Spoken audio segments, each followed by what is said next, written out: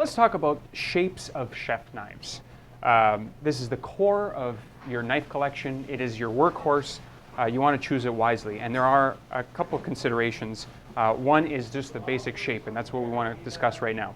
So what I have here is 3 knives, but I'm going to split them up into 2 groups. This is what you would refer to as a Western-style chef's knife. Both of these are. Okay? This is a Japanese-style chef's knife called a santoku.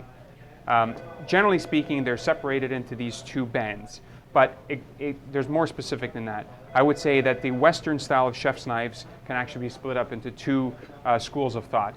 Here I have a sabatier made in France, and this is what I would always refer to as a French style chef's knife. What defines a French style chef's knife, in my opinion, is the fact that the blade is actually quite straight. There's very little curvature on the end, versus a German style chef's knife has a much more curved tip. So you see the 2? Now, you would say, okay, what's the difference between the 2? There's not much, but there is, depending on the style of how you use a knife. If you frequently chop by adding weight to the front of the blade, then this German style knife that has more of a curvature will help you in that, because you're going to actually be using a larger portion of your blade. Now, you can do that with this, but you notice when I do that, I'm pretty much working this tip. What the French-style chef's knife is good for, though, is for a slicing action. So, in essence, it's almost like a carving knife with a slight curvature.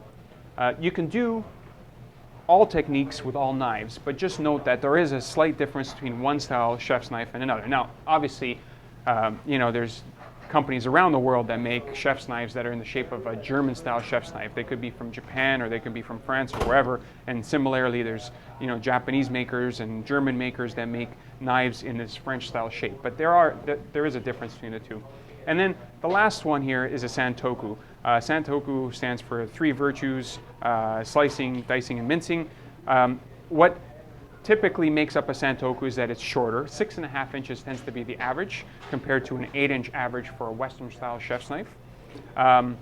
Has this bird's peak shape and very little curvature on the blade, which allows you to chop if you wish. Now, of course, I can chop like this, just like I can with all the other knives. There's just a difference in how the blade will react on the surface and what you're cutting.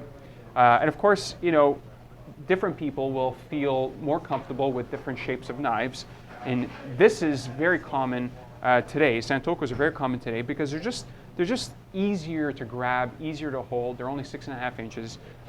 We find that most home chefs love santokus for that reason, versus picking up a full-size 8-inch chef's knife or more. A 9-inch or a 10-inch is actually kind of wieldy in terms of holding. So it's personal preference when it comes down to it. But those are the 3 essential shapes of chef's knives.